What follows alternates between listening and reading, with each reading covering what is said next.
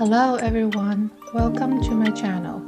Today we're going to create a dreamy painting with wetting wet techniques based on this reference photo. I chose this photo because most of the background is already blurred, so we only need to focus on the bird and a couple of magnolia flowers in drawing.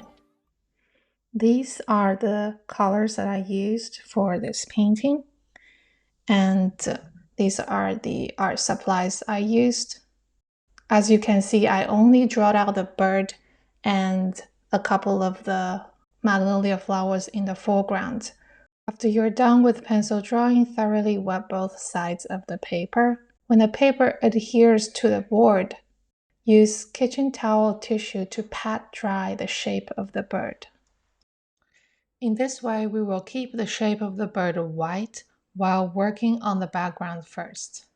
Masking fluid is not needed. If you have accidentally dried areas outside of the bird, use a clean damp brush to re-wet those areas. Watercolor pigment will only disperse to wet areas. Even though the shape of the bird is not completely dry, this step will buy you time to stop the pigment from seeping in. If in a dry environment, I suggest that you re-wet the background again. Now that the paper is prepared, we are gonna paint the background first. I'm using a relatively large square brush to work on the background. The first three colors I use are aureolin, ruby red, and Windsor green. These three colors can mix into many different shades. Though it is very vibrant now, the mixture will be much duller when it dries, since red and green are complementary colors. Before painting, you can experiment with different colors to see what mixtures that you can get from them. Windsor green is a very vibrant and unnatural green. By mixing it with aureolin and or ruby red, I can make more natural looking green shades.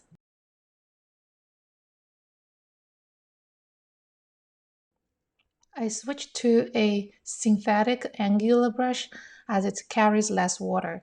Especially when I'm painting around the outline of the bird, I do not want to introduce more water and want more precision. Now I'm picking up some ultramarine blue and add wetting wet.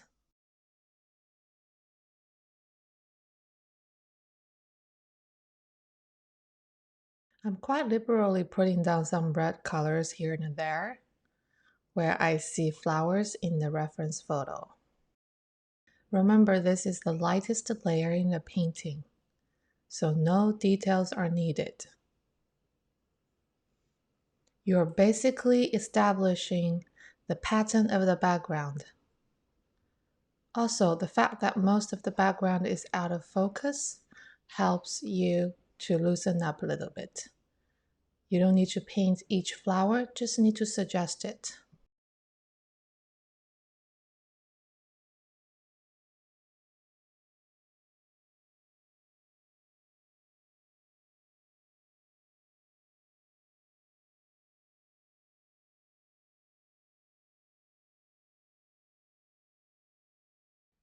If any pigment seeps inside the outline of the bird, immediately dab it off with tissue.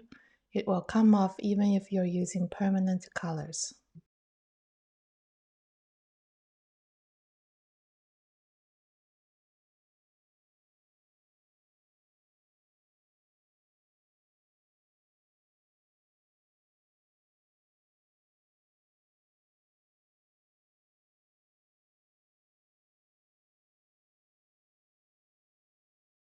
I'm mixing Windsor green with burnt sienna and start to darken the background. This mixture is rather thick as the paper right now is quite wet. Here I'm mixing ruby red with Windsor green to create a darker shade. As you can see, when I'm darkening the background, I'm leaving out circles of light because we laid down a layer of color previously. Now these light circles have subtle colors.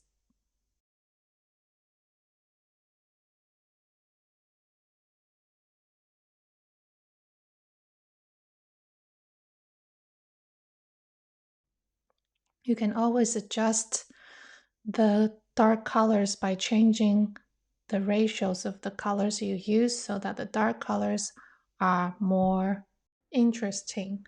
But beware that more colors you use, the muddier the mixture.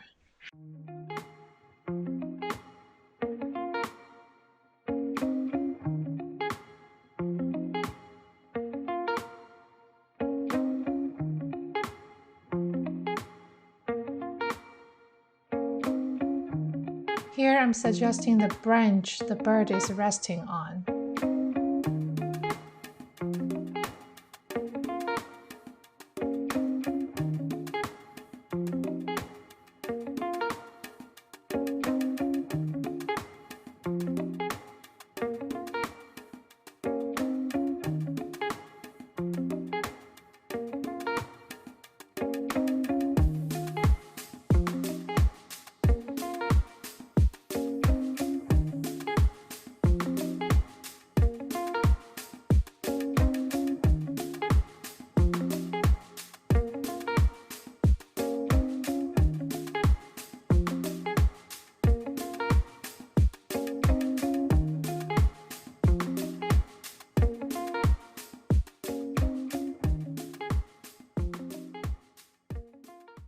You can also retrieve circles of light with a clean damp brush or tissue, as long as the paper is still damp.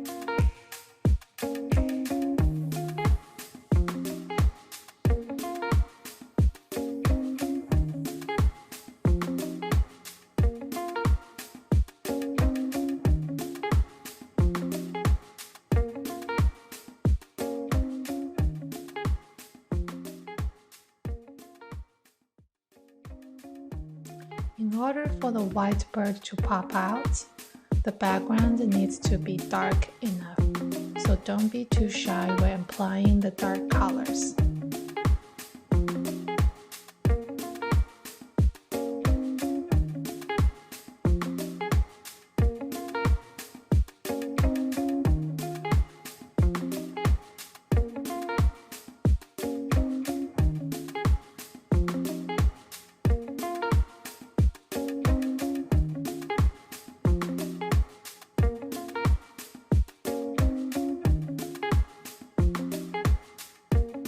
I'm splattering some clean water with my fingers to create some fun textures.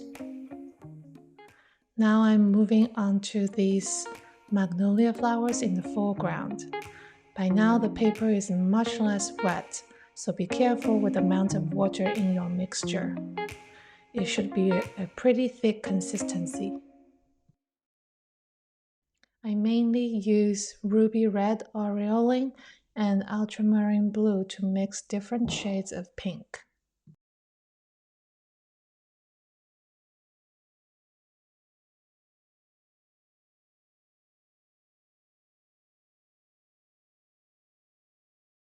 Windsor green is also in this mixture to create a dark red. With an angular brush, you can make thin or wide strokes by changing the angle of the brush. It is quite versatile.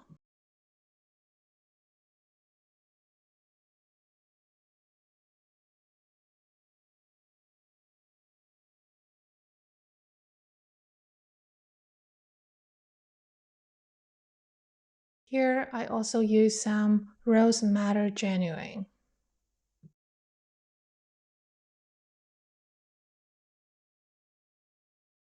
For this green color, I used what are available on my palette: aureoline, winter green, and a bit burnt sienna.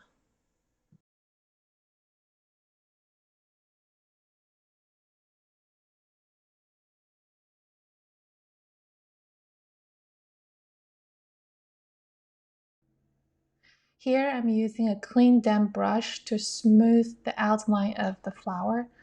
When the paper is still damp, the pigments are movable to a certain extent.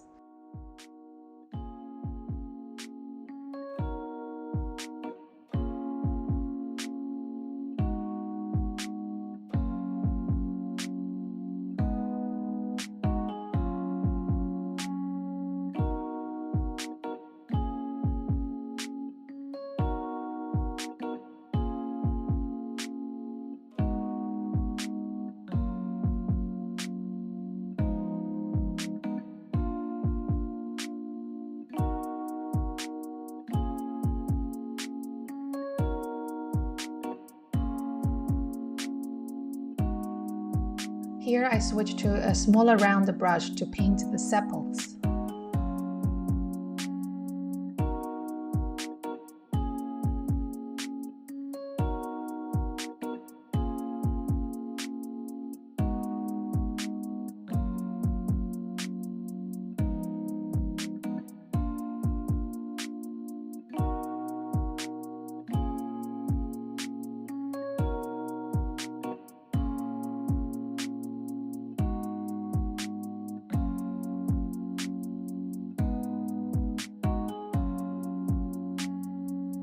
Still with a small round brush, I'm painting the flower buds and the branches.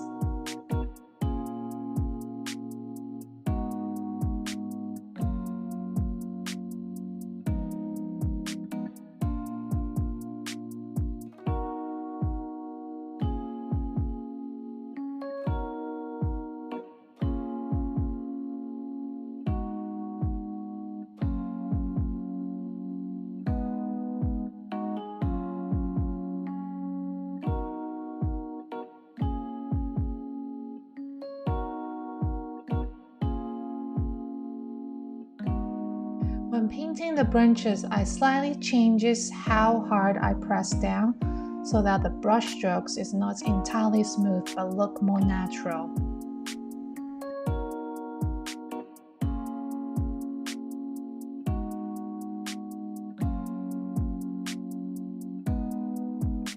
For branches further away, I use a lighter mixture. The general rule is that the further the object, the lighter in tone.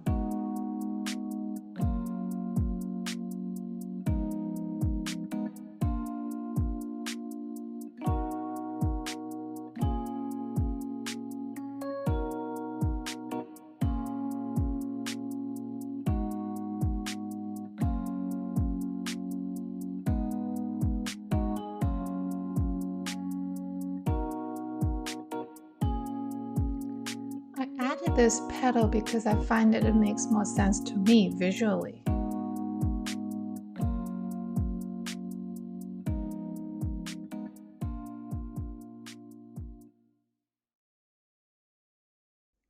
The whitish part of this petal is actually lighter than the background, so I'm removing some of the color with a clean damp brush, but I will have to fix it later by making the adjacent background darker.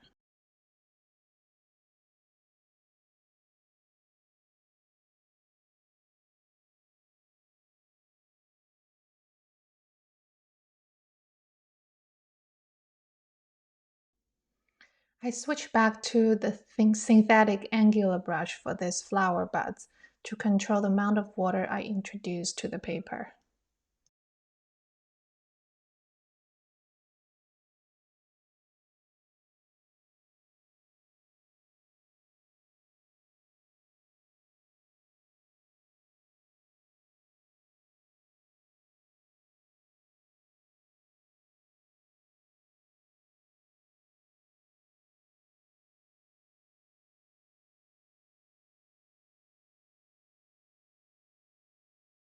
Now I'll let the paper dry completely.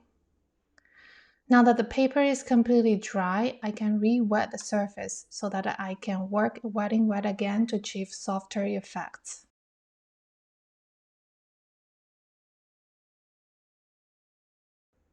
Here I'm darkening the background adjacent to this light petal so that the whitish petal can appear lighter in tonal value.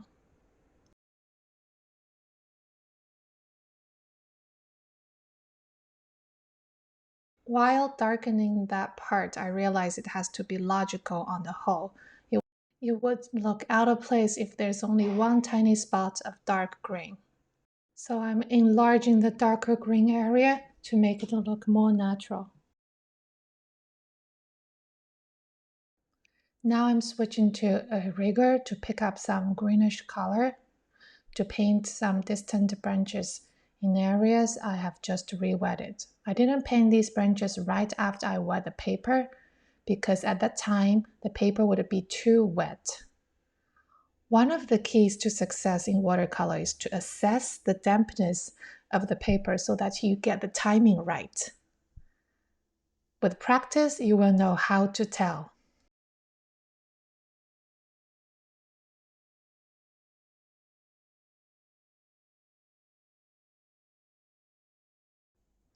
I'm now using some pinkish color from the palette to paint some flower buds further away.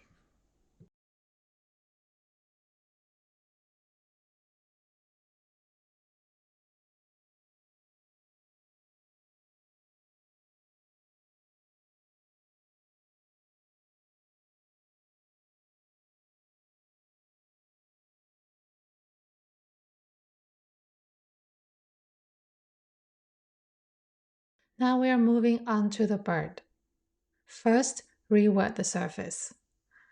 I'm taking some ultramarine blue to make a very pale blue and painting the shaded area as a base.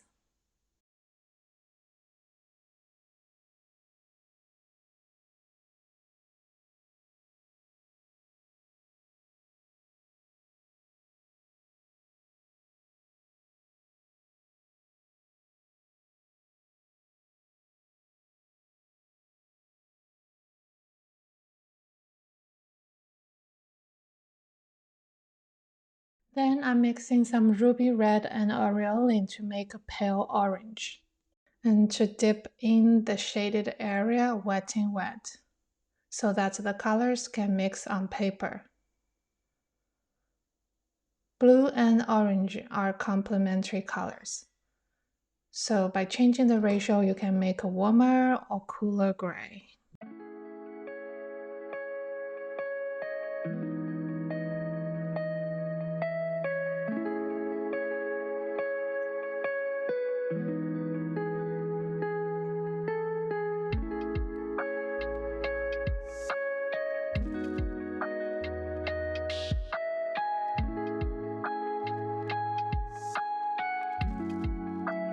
Now I'm making a drier mixture with the same colors and add some details to the feathers.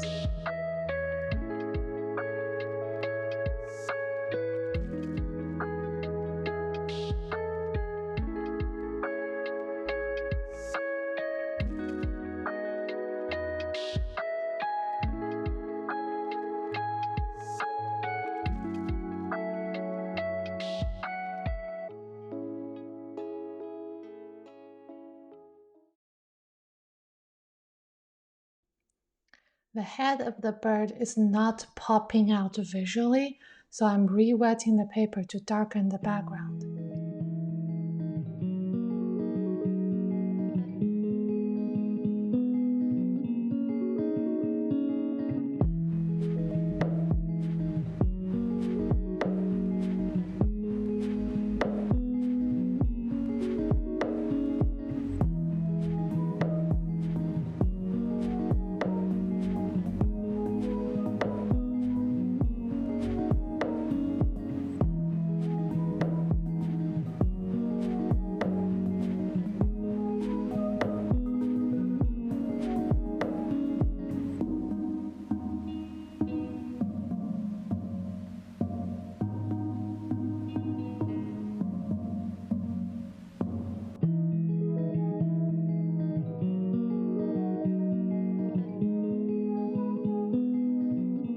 The same thing with the background against this magnolia flower.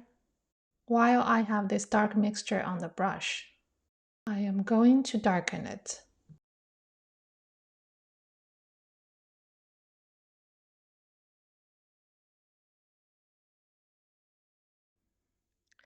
Back to the bird. Now I'm working on its face. The same technique. First, go in with a light blue wash. Then add wetting wet some orangey color.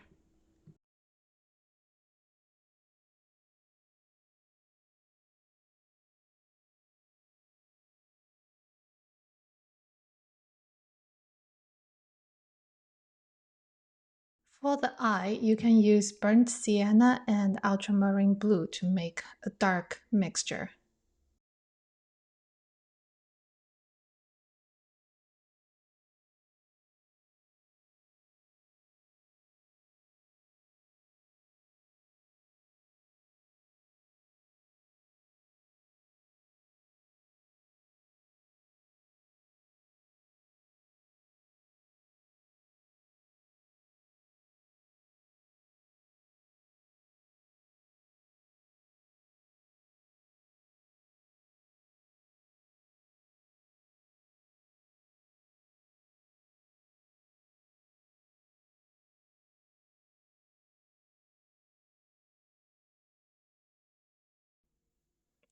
Right now I'm using some dark color to make the eyeball more 3D. Make sure the dark mixture is thick enough as the paper is wet. This is really the final detail.